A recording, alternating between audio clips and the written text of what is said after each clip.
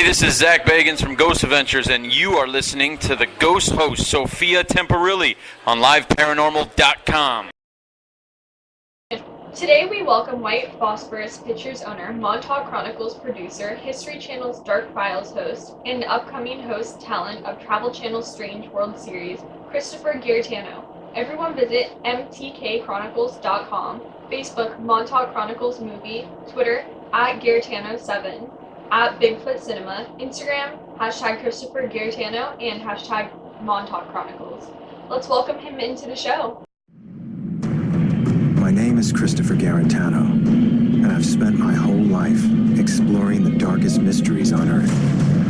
Following that passion, I made a film that helped inspire the hit series Stranger Things. Now I'm digging even deeper into our strange world. Thank you for having me. Can you hear me okay? Yeah, thank you so much for having me on today. Oh, thank you. Looking forward to the conversation.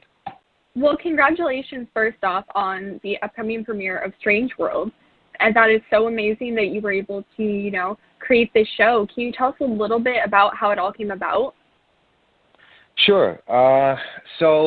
Rewinding very far back when I was a kid, this has been my interest even before film was into, mysteries of the unknown. Like, I was obsessed with them since I was a kid. I was completely enchanted by everything that had anything to do with hauntings or ghost stories or, what might be in the skies or in the galaxies beyond our realm. And this is before I think it became saturated, and there were only a few things that I grew up watching. One was Leonard Nimoy's In Search Of, and the other was, outside of fictional takes on everything or movies, was reruns of Unsolved Mysteries, and those things really had an impact on me when I was a kid. And so, flashing forward, I got out of film school and I wanted to make a documentary about some kind of unknown paranormal subject, and I wanted to have a completely different take on it.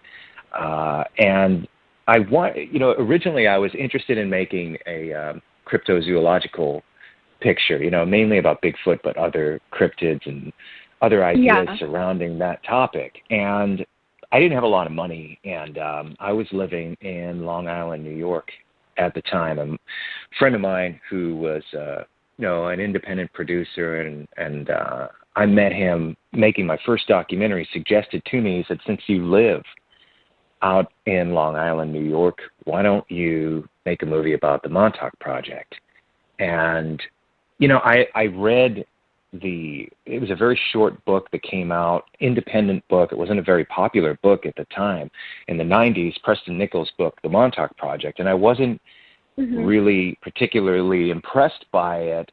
I thought it was interesting, but I felt like however that book was written, it was lacking in depth.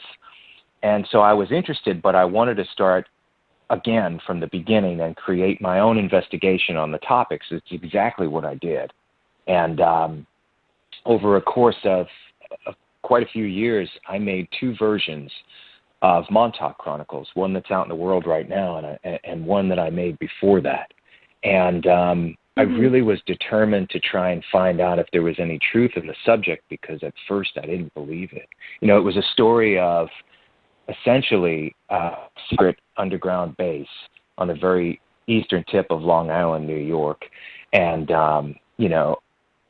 the idea of this program kidnapping kids and taking them down there for experiments wasn't apparent in the book. It was very... It was an undertext. It was mentioned very little. And so that's the part I wanted to focus on, and that's where it started. And so I made and finished Montauk Chronicles, and it was about that subject. And I wanted to speak to the men who told the story firsthand. I wanted to talk to Preston Nichols. I wanted to talk to Al Bieling. And I did. And I heard their stories, and that's what I wanted the audience to see. I wanted the audience to see these human beings telling this story. And it became more compelling when I actually sat in front of these elderly men and they were telling the experiences they claimed to have. Now, I don't believe everything they said, but over time, I took into consideration aspects of it. And so when I finished Montauk Chronicles, it was getting some attention from some press, and, it was completely independent. I made it all on my own. And so History eventually took some interest in it and wanted to make the Dark Files with me, and Texas Crew Productions specifically. And I did, because it was that special that I made for History Channel that I think revealed a lot of things to me that were true. It was an evolution. Like, it started off as a kind of an unbelievable topic, and then as I learned about government programs like the Tuskegee medical experiments or Holmesburg Prison, which we explored in the Dark Files, I started to really believe that this was possible. And then during the Dark Files, we did an experiment, and that revealed specifically that there were enormous structures underneath the ground at Camp Hero, which is the base that the Montauk Project allegedly occurred. And and I think it proves that there's something that's being concealed over there. So that's how it all started for me. Travel was interested in doing something with me, and I kind of, meditated on it and thought of going back to, as a kid, what I would love to do, like, what's my dream project? And that's Strange World. Strange World is a variety. Every episode is a different adventure, a topic that I'm personally connected to, I've always wanted to explore, beginning with this long investigation into the Montauk Project. We start Strange World with that, segueing into every new adventure that we take throughout the season. And that's exactly what I intended from the beginning. And I suppose Travel Channel found it to be interesting enough to make it with me. So here we are. Well, I saw the first episode. Thank you for that, Christopher. It's definitely such an amazing show, and the way it's filmed and just all the information that's in it. So you did an amazing job. Oh, thank you. Yeah, we had quite a crew. I think everybody knew we were making something special, and everybody involved in our crew were dedicated to it beyond, what I think their paychecks dictated. Like, they really cared. And so hopefully we, the audience loves it as much as you do and as much as I do. And, we'll go for a second season and make it even weirder. And, with all of, like you were talking about the variety of the show, what's your favorite episode? What kind of was your favorite storyline to work on throughout the series? This is crazy, because I really love all of them, because they were all the topics were picked by me personally, so I really wanted to make all of them. My favorite, looking at them now, because I've seen them all finished and I kind of lived them all, obviously, each of the investigations. It's tough. It's really tough, Sophia, to like pick one. I really love the artificial intelligence episode. I know that's like the wild card in the bunch, but we have an episode on all of the fears, that we have, that science fiction is written about, that I grew up watching, and everything from the Terminator to Blade Runner, that AI might eventually take us over. So I really love that episode. But I love we have an episode about the video game legend of Polybius, and it's an urban legend that surfaced in Portland, Oregon, about a video game that was covertly placed in arcades in the early 1980s, that allegedly was designed by a secret, perhaps government program, perhaps some other faction, that put it inside the arcades as a test phase to control the minds of the player. And regardless of the fact that, a lot of these things we can't prove, as you know, it's like really tough, but we did find a lot of supportive evidence and a lot of things that were revealing that I think are even more horrific than Polybius itself. And you'll see in the episode what I'm talking about. But then we have another episode where, one of my favorite stories from Stephen King is the story of Christine. And when I heard about the legends surrounding James Dean's car, Little Bastard, I found parallels to that. He drove a Porsche 550 Spider, which unfortunately he died in. That's the car he crashed in. But that car went on to cause a lot of tragedies and problems with other people. And so that's what we explore in the episode. We explore a little bit of the history of James Dean, the horrible tragedy that took his life, but then the car itself, there's such a mystery that follows after that. So I really just love all of these stories, and I think hopefully it'll show the audience that I'm not just some guy that was like picked to host a show, that this is really a personal thing for me. So. Yeah, it's almost kind of like the real life Black Mirror, some of the episodes that you're describing. Very much, and I really dig that show too. It's I guess the difference between myself and maybe somebody that would have just been picked from casting to host a particular show, which is, there's nothing wrong with those shows, and it's just, I'm really interested in this stuff. I live and breathe this stuff, just like yourself, and it's like I've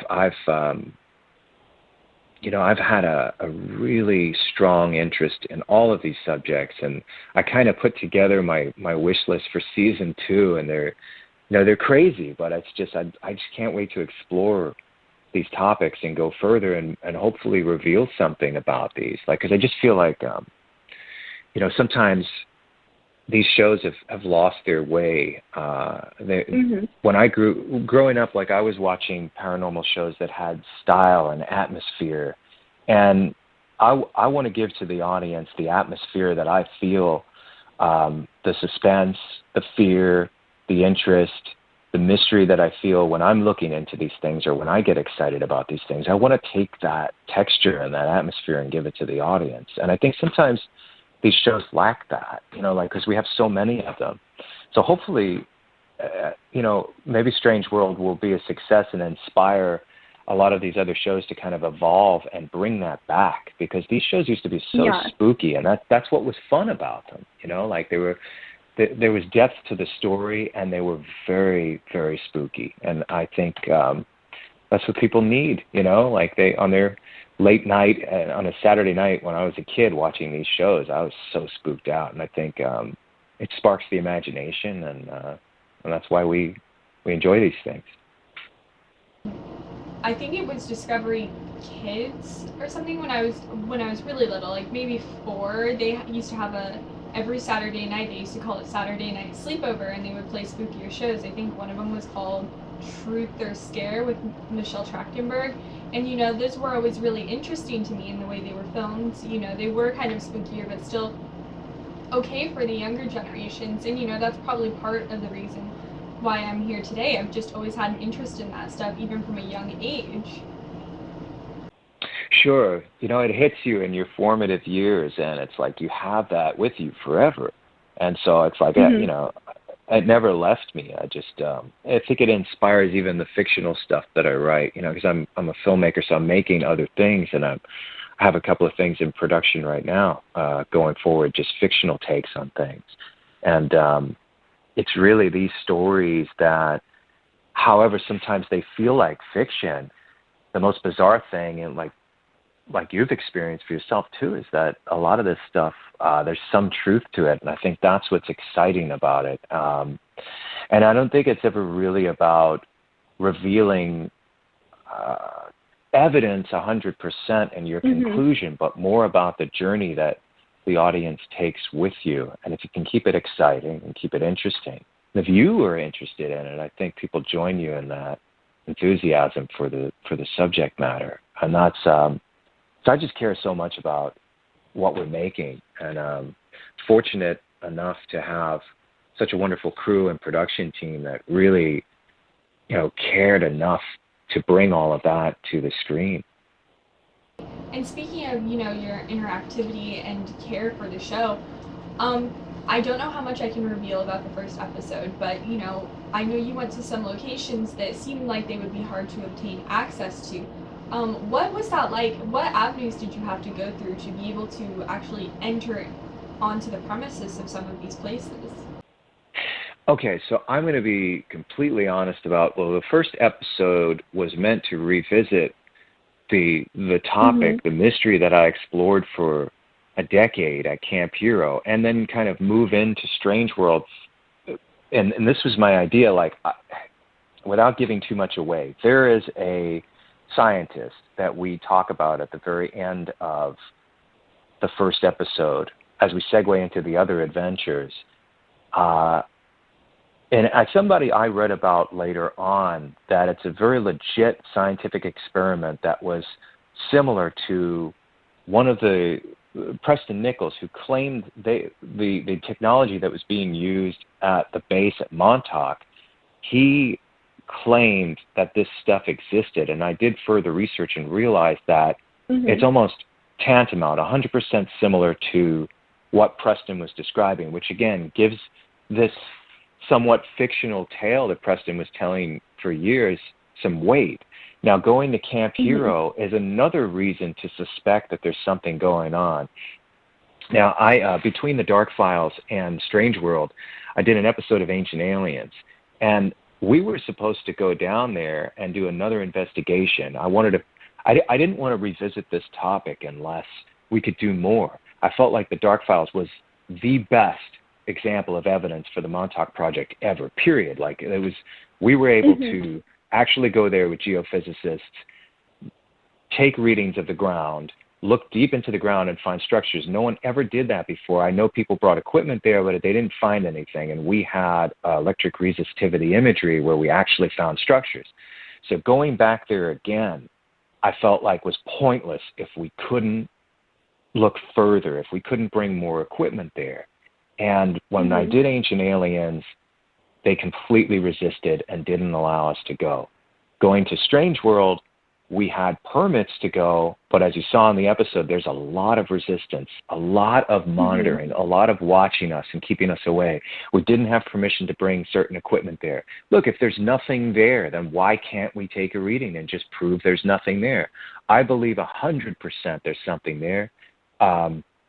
This great guy, Brian Minnick, who was also in the Dark Files, he is in Strange World with us and shows us, once again, the evidence that he showed us in the Dark Files, plus other things that I'm not going to discuss at the moment. But, you know, all of that collectively reveals that there is something that happened there. Now, I'm not saying 100% that I confirm that there were extraterrestrials at the bottom of that base, that there was reverse engineering of alien technology or time travel experiments. But what I truly believe is that there's something being hidden, that there is a secret lab underneath Camp Hero. There's a giant structure underneath there, and there's a lot to hide. One of the most revealing things that happened when we were making the Dark Files was that the U.S. Army Corps of Engineers just showed up one day, like out of the blue, this big operation in the middle of the winter to keep us away from the base. I mean, everything was just so obviously deliberately done to keep us away and keep us away with that particular equipment. And we were being heavily watched while we were making Strange World. So I think Strange World is my last Montauk investigation. I have a fictional take on it that I've been writing and probably will produce as a series.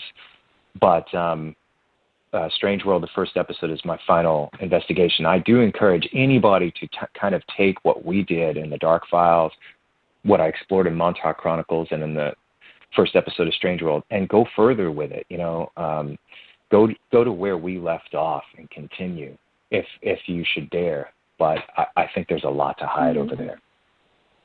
Yeah, I think so many, there's so many secrets out in the world, whether it's, military bases or just, ancient ruins hidden in jungles. I mean, there's so many things left undiscovered that, are still can be found. So it's really amazing to find what's out there. Yeah, sometimes I think about this, and it's like at one point it's exhilarating and it fuels that imagination that we had as kids going forward into any mystery. Sometimes these things are dangerous, though, and we don't really consider the consequences of this. So I think in Strange World, even though it's done in a playful way at times, we certainly acknowledge the danger in playing with this stuff. And I think so that it's a different perspective, because as a kid, it was like I never really thought about the consequences of, well, let's say, a ghost hunt, right? And if you go into somewhere that it's suggested that it's demonically possessed, and if you believe in that stuff, and again, like I've had my own personal experiences with a haunting, so I believe that there's something other than us out there. I don't know exactly what it is, but if we go into a place that families have fled, let's say like the Amityville Horror House, which I grew up only 15 minutes away from, going in there, aren't you worried about, and I'm asking you this question, are you worried about what might attach to you if you go into a place that's, perhaps has a really dark energy about it? Yeah, I would say I would be. I mean, I lived in a haunted house, so I definitely, as much as I love the paranormal, that's not an experience that I would ever want to have again. Not all home hauntings are bad. Mine wasn't good, though. So, I mean, during every investigation, there's a worry and a fear that, you can bring something home with you. I mean, every investigation, it's just, the part of the problem with the paranormal is it's hard to do it scientifically because there's variables, I think, to spirits, but it's also nothing solid. You can go to a very dark place with so much energy and capture nothing, and the next night you can have like the worst possible thing happen and have something attached to you and follow you home. I mean, it's so fluid and changing all the time just based on what the spirits feel at that point in time, that it's kind of hard to know what you're walking into every time you go on an investigation. I mean, when you investigate, you can be punched, slapped, scratched, burned. I mean, there's so much that can happen to you, even besides an attachment that's not good. And besides, the paranormal aspect, going into certain abandoned locations, you have the physical dangers of, floorboards breaking and everything. So when investigating, there are a lot of dangers, but it's also amazing to kind of find out the unknown aspects of it. Right, and it's that element that is so fascinating to me that draws people like us into this, and even the audience, gets to experience this with us, is because in reality, let's say it was a physical presence like a regular human being, we would never go into a place where we would get scratched and burned and hurt if there were just regular people there. But because of that fascination with the unknown, we dive right in and allow this stuff to happen. I mean, some people just won't touch it. I had an experience where, and again, I don't know what it was. I can't claim it was a ghost or all I know is there was something not human and something not of this world when I was 14 years old.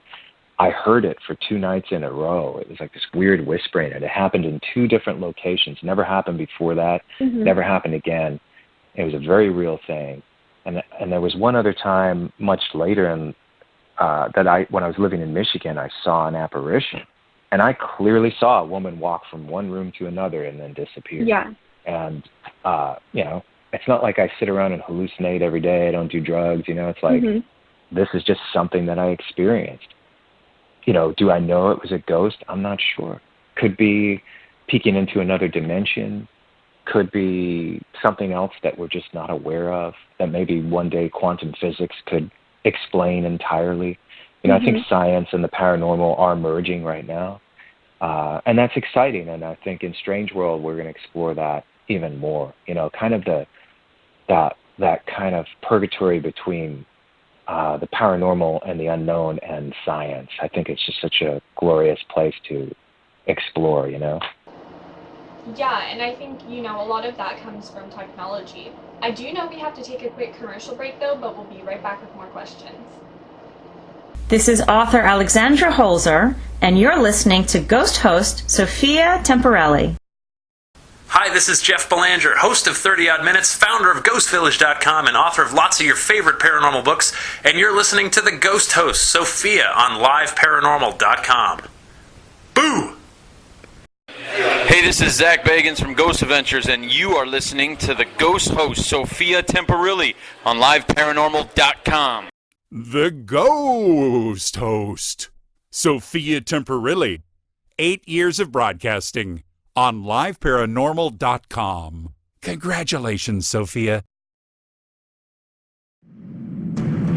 My name is Christopher Garetano, and I've spent my whole life exploring the darkest mysteries on Earth. Following that passion, I made a film that helped inspire the hit series Stranger Things. Now I'm digging even deeper into our strange world. Hello. Thank you again so much for coming on today, Christopher. Thank you. Thank you very much. I'm always happy to talk about this stuff. Well, I know before the break we were talking, a little bit about the paranormal, but I know you were also telling me that there are a couple paranormal related, or more specifically ghost related episodes on the show. Are you able to tell us a little bit about that? Sure. I'll try to talk about it in a general sense. So, the idea was to keep a variety and never repeat ourselves, and always have, depth and style and atmosphere. We had these, two great cinematographers that shot all the investigative stuff, Ryan Rood and Nate Horowitz, and those guys are amazing. And they were so dedicated, and so the look of the show is very different than anything. So each topic and the photography and the movement and composition and music, Crystal Cordero composed the music. Like, we really wanted to give the audience something different. Kind of going back to the way the shows were originally, where they would kind of really set this tone for you in this atmosphere and draw you in. No offense to the other investigative shows. It's just, I just feel like we need to take pause for a second and kind of do something different now. So that's what we're doing. And so every episode is different. So it ranges from, revisiting Montauk and going into the work of Dr. Michael Persinger, which is a very real version of some of the experiments that Preston Nichols talked about at Montauk. That's our first episode. To the story of James Dean's car, Little Bastard, the one that he unfortunately died in, and the odd events that happened after the accident. So many things happened.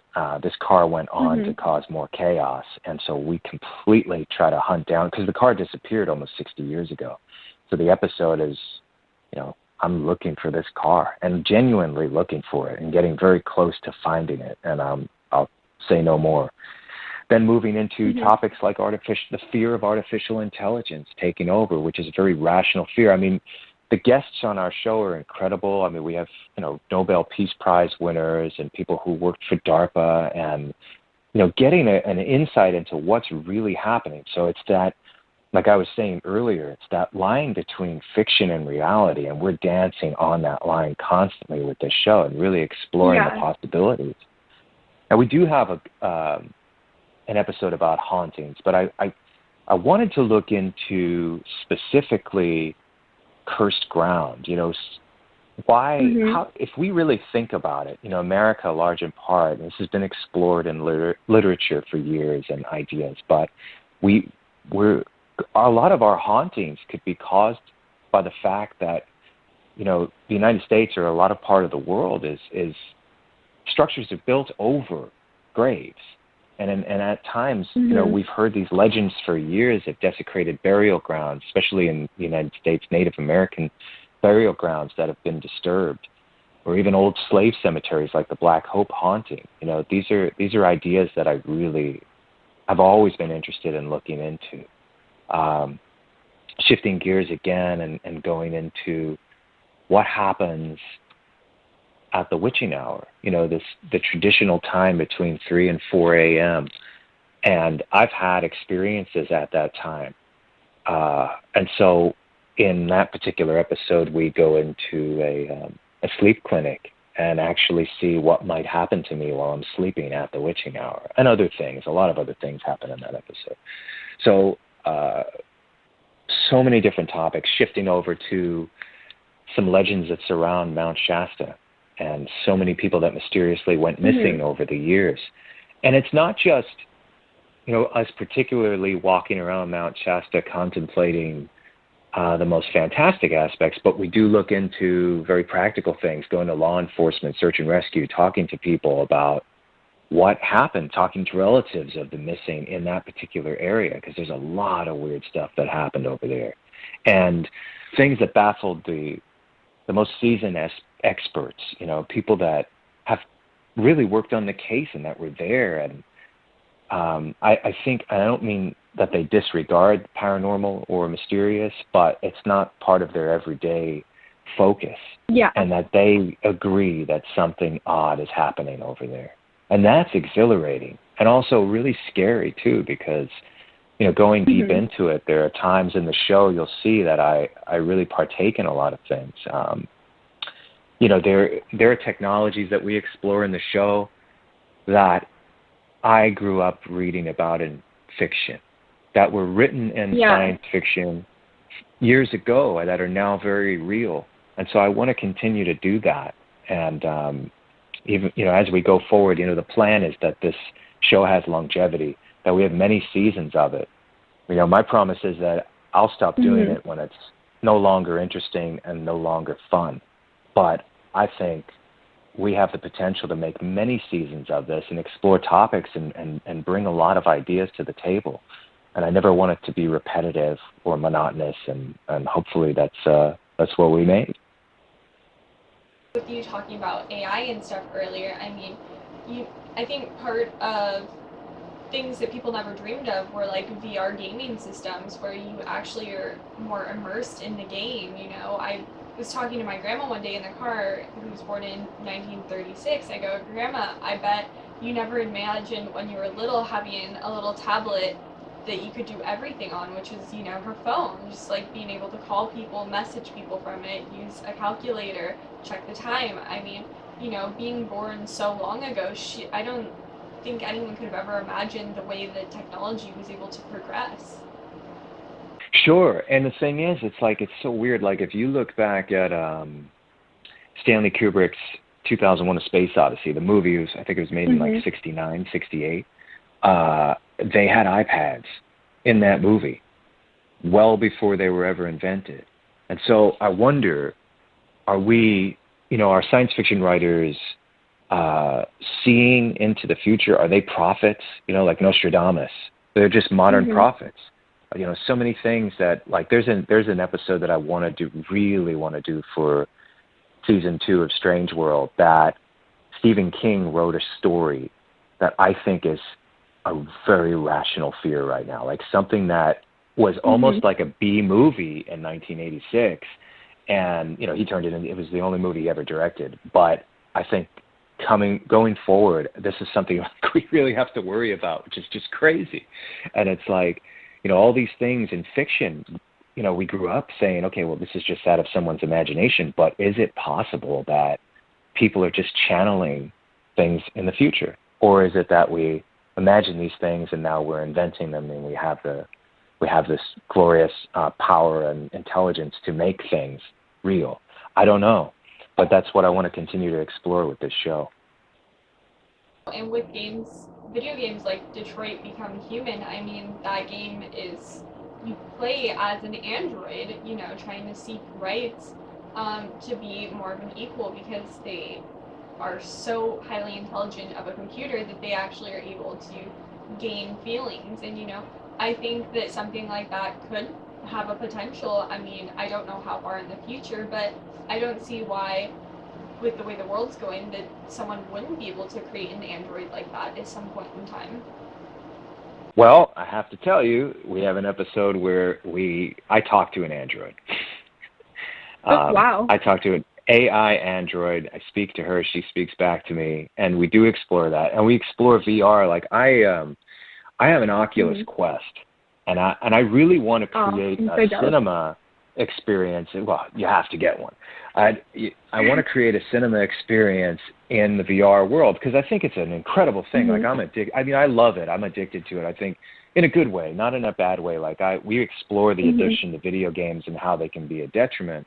But this VR stuff is different. It's amazing, but then again, we don't know what's being put in our heads. So one of that particular topic we do explore in an episode of Strange World, and this is the weirdest thing, and I'll just say it as a line because you'll see it occur in the show, and this is very real, is that we will have simulated telekinetic abilities in the virtual world. And of course, so many different, I mean,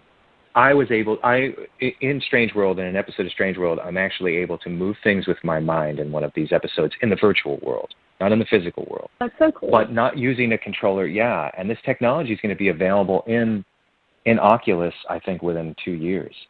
And so that's how exponentially we're going forward with these technologies. And I'd love to get in on it because I feel like, virtual reality is an incredible place to explore so many things, but I think cinema will be saved. It's so expensive to go to the movies and bring a whole family there, or even just go out on a date to the movies. It's expensive. And the virtual cinema, you can go every night, and you can meet people in the lobby. Like they have an app in the Oculus where you can actually walk into a movie theater lobby, speak to people from other countries or wherever, and then go into a theater together and watch a movie, and you really feel like you're in a theater. It's crazy. And just to see where this is going to go is exciting but scary at the same time, because I was in one of the theater apps watching a movie. I was talking to this guy, and then all of a sudden this other guy comes floating over, and he's touching everyone's heads. And I'm like, what is happening here? I think right now it's harmless, but as we go forward and these things become more real, what's going to happen in the virtual world when it comes to invaders, people who want to mess with your head? What if these things are connected to us? Elon Musk is offering something called Neuralink, where he's basically saying, we're going to harmlessly drill a hole in your head with a laser, put a port in, and now you have this extra brain. Now you don't need to hold a cell phone in your hand. Now, if I want to communicate with Sophia psychically and talk without opening my mouth, we can do that. And that's weird. And that's where we're going. And so a lot of these topics are explored in this show as well. So I love the paranormal, but I also love weird science, and there's a lot of weird science in Strange World. Yeah, I mean, that would be amazing to be able to do through your head, but there's no way I want someone drilling into my head. I can injure myself just fine, so if I get a hole in my head, I mean, that's on me, no one else. It's not happening. I'm not doing it either. I'm happy to use the virtual reality systems, but nobody is drilling a hole in my head. I don't care how you sell it to me. It's not happening. No, I mean, it kind of reminds me of Total Recall, the newer version where they had the cell phone in their hand, and Colin Firth actually had to cut it out of his hand just to be able to escape, the whole system. So, I mean, yeah, that's just creepy. You could probably hack into someone's head too, which is, I don't need that. Well, here's the thing. It's like, so going into the fear of artificial intelligence, there are some people that claim the only way we're going to compete with AI once it comes to self-realization, because it will happen eventually, they will be walking around. They're going to be smarter than us, stronger than us, faster than us. And so for us to prevent ourselves from becoming obsolete, the idea is we're going to have to start enhancing ourselves. So what they're saying is, well, we don't want holes in our heads. We're not going to be able to, we're going to be this kind of weaker, obsolete race, because there'll be artificial intelligence. There'll be the cybernetic humans that have enhanced themselves so we don't get taken over by AI. And then there'll be the humans like us who just want to stay natural and say, well, we want nothing to do with this. And as crazy as it sounds, and these topics have been touched upon in science fiction for years, I can only estimate that it's going to be very close to what I'm talking about. This is where we're going. Well, if things keep going along the line of science fiction, I mean, technically the ones who usually don't have the chips or anything are the ones that kind of start the revolution, so I'd kind of rather be on that side. We're gonna have to start the revolution then. Yeah. We're gonna see it in our lifetimes because it's happening quickly, very quickly, and especially with the virtual thing. Oculus did so well this year that that was what they were trying to achieve. And that's what's going to propel this forward and make it more commonplace, and also increase the technology. On one hand, these things are exciting. There's so much to explore in there. It's amazing. It really is, and it's only going to get better. But the question is, and here's the fear, who's behind it all? What's the purpose? This is where paranoia comes in, and this is where all that those science fiction stories like Total Recall come in. Like, can it have an effect on us? And so, once again, like topics we explore in this show are those very questions. We see technology that there's a good reason to worry. I'm not going to get into too many more details because I want people to see the show, but we see some technology that's being developed in a university right now that will blow your mind. It will completely blow your mind. It's right out of Total Recall. It's right out of science fiction. Well, it's definitely such an amazing show, and everyone make sure to check it out. I know we're coming towards the end of the show, though, so are there any websites, upcoming interviews, events, or upcoming productions that you would like to mention? Really, I'm just, I want to talk about Strange World. It's something that I'm so grateful that actually happened. Upcoming things, yeah, there's definitely some stuff in the works for sure.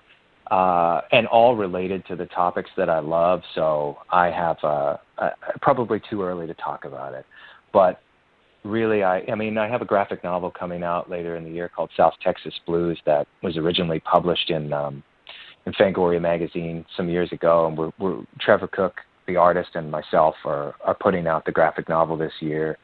So, in short, it's the story of a really crazy fantasy based off of what happened on the set of the Texas Chainsaw Massacre. So it's a lot of fun. But outside of that, Strange World, August 11th, watch it. It's a personal journey for me. I love the show. It came from a dream that I had. It's everything I wanted it to be, and hopefully you enjoy it. Well, I want to thank you so much for coming on today, Christopher. It's been great talking to you. And again, congratulations so much on Strange World. Likewise. Thank you so much. Well, thank you again, Christopher. Have a great weekend. Christopher was such a great guest. I want to thank you all for listening. The show definitely would not be possible without all of you, and I will talk to you guys again next week. Bye. This is Bill Murphy of Sci-Fi Channel's Fact or Fake Paranormal Files, and you're listening to the Ghost Host, Sophia Temporelli, on liveparanormal.com.